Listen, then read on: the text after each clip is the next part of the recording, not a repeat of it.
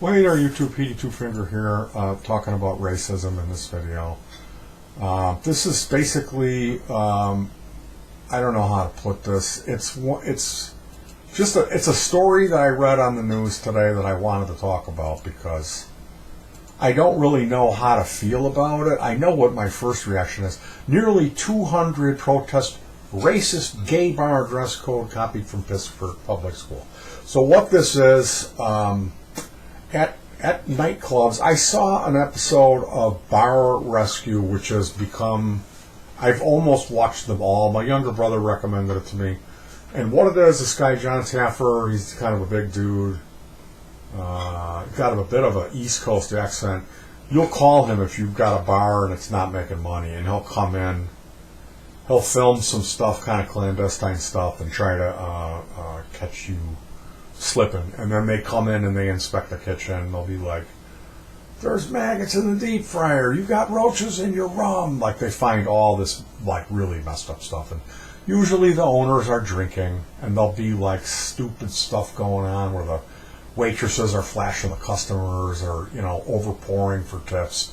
So they come in, this John Taffer guy comes in, yells and screams at everybody, catches them with their pants down, and then they make all these changes. He'll remodel the place a little bit, change the name of it, and then they do like a grand opening. And it's one of these things, it's an expose on just dumb people. They're all like way in debt.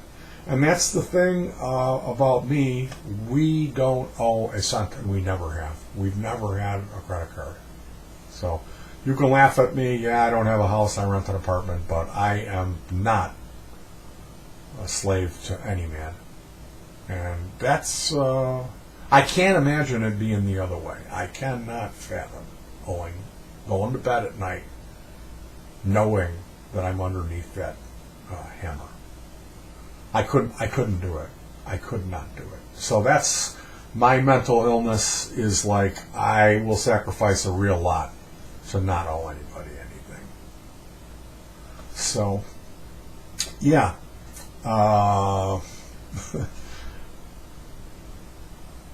Getting back to the point, in one of these episodes, they had an African-American nightclub, and it was bottle service they were going for. It was kind of dumpy, the place, to be calling it bottle service, but they were trying to play it off like, hey, come here and spend $200 for a bottle of Sky vodka, which is a $25 bottle of vodka.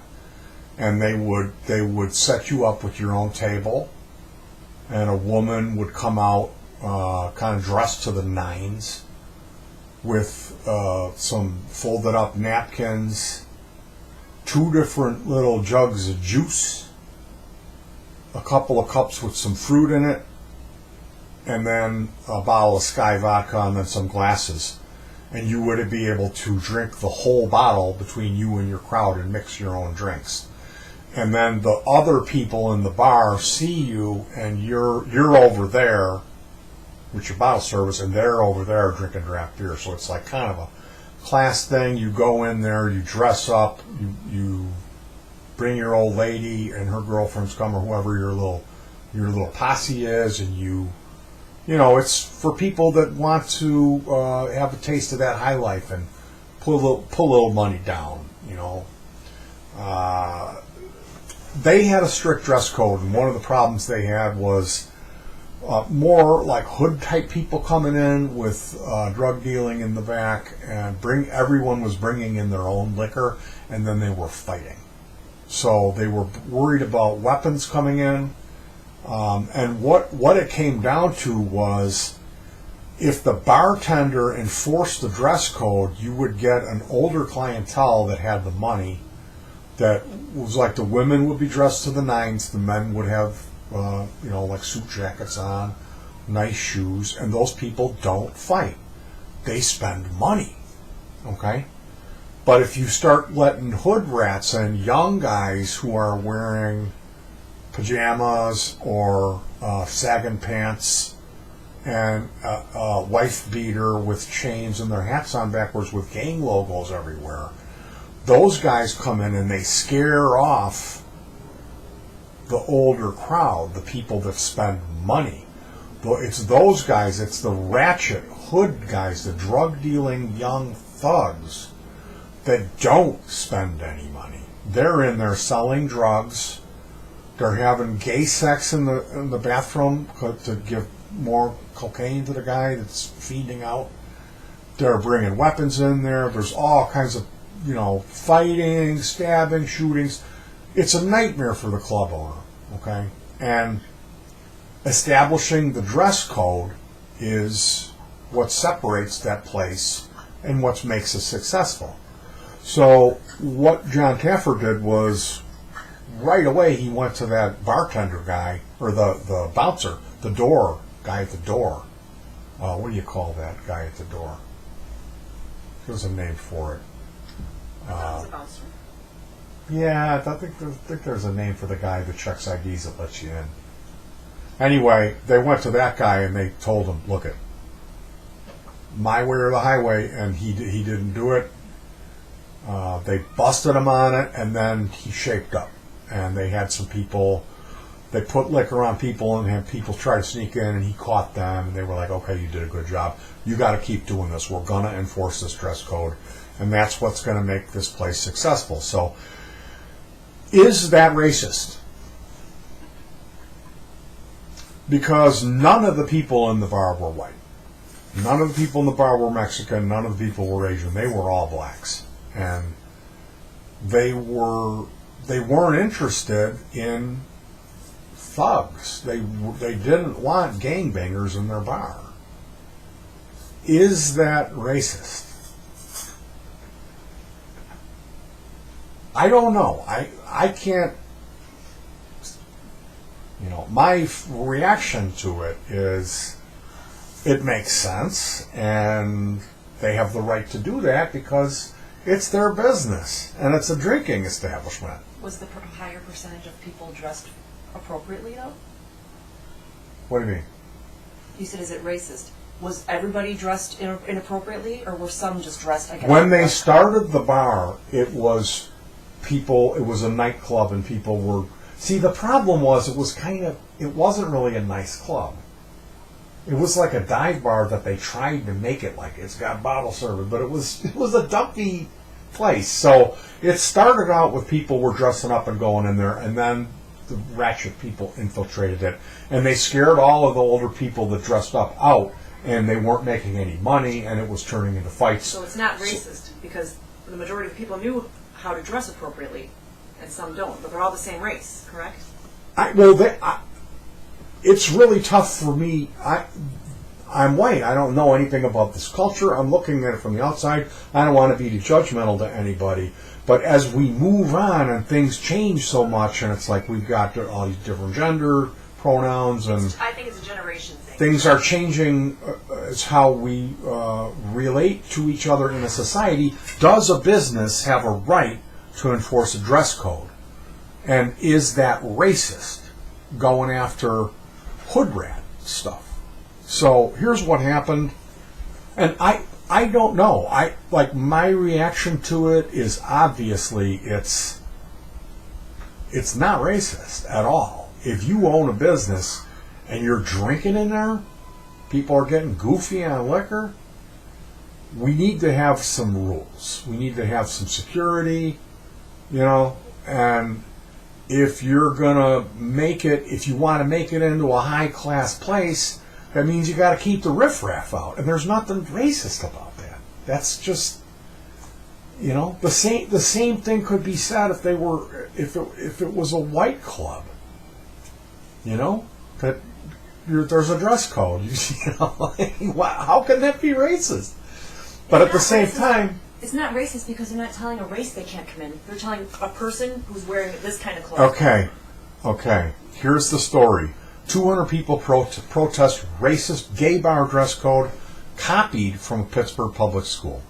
Roughly 200 people gathered to protest a local gay bar in Pittsburgh for its racist dress code, which a worker reportedly told WPXI News Channel he was directly copied the dress code was directly copied from nearby public schools. Now, I want to interject at this moment. I'm looking at a picture of the protest, and there's one really light-skinned black woman with blonde hair in the front row at the protest. And everyone else in the photo is white. 1, 2, 3, 4, 5, 6, 7, 8, 9, 10, 11, 12, 13, 14, 15, 16, 17, 18, 19, 20. At least 20 other people in the photograph are all white. Which it's good that we see white people getting involved in this type of stuff. It's good. It's good. America needs to heal, and that's kind of a first step, is having white people become active in this type of stuff. But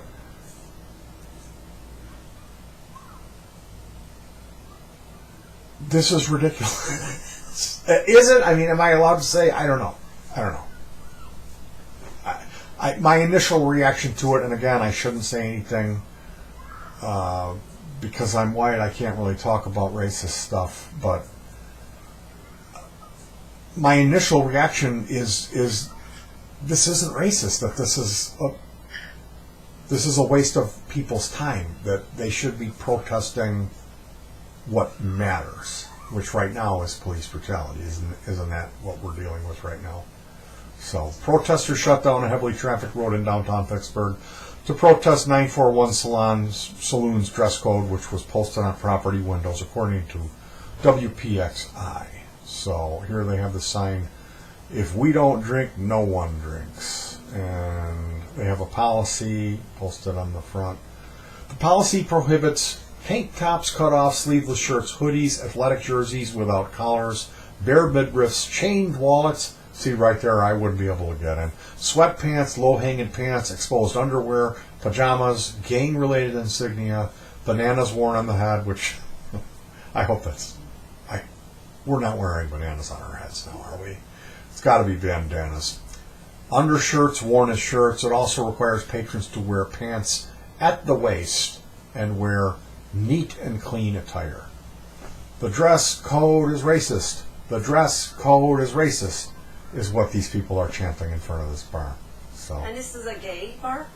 Yeah. Organizers host their own dance party amidst the protest, pulling up a vehicle and playing some music. Happy Pride, everybody.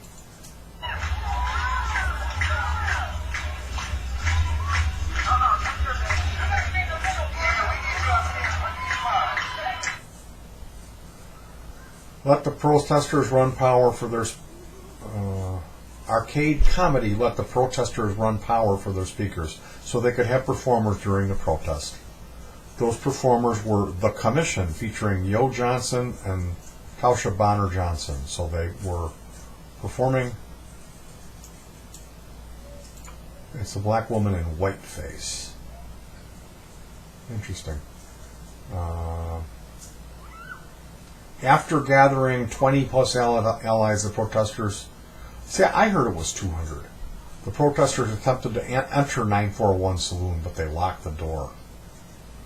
A worker at WPXI told them she doesn't know why the people are protesting, and the bar is all-inclusive and doesn't discriminate. She also said the dress code was taken from Pittsburgh public schools. The bar is listed among gay bars on LGBTQ portion of Visit Pittsburgh's website and has been reportedly known as a gay bar throughout the community for years, according to the Tribune Review. Apparently, it's gay bar for a certain group of people and not for everybody. DeVar Ferguson, an activist in the black LGBTQ community, told Tribune Review. And this is where, I guess this is what we're going to see, is because things were so out of whack for so long in America, we're going to see people finding any type of incident of where they're not letting people do their thing, and that's going to get called out, even if it's a gay bar, which I mean, to me, Wouldn't you think that would be the last place that there would be racism in a gay bar? So I don't know. This to me, this seems again, it's so far beyond me talking about the gay community, talking about black community. I don't know anything about that, you know. And do I deserve to talk about it? Well, I think it's really important that America changes. We've obviously got, you know, we're a broken nation. There's so many people that have suffered and so much injustice. It's great to see things happening. But at the same time, we can't kind of lose track of reality and the prize, which is everyone treating each other right and loving each other. So that's where it starts. It just starts with 2 words: be nice. All right, you guys. I'll see you around, and peace.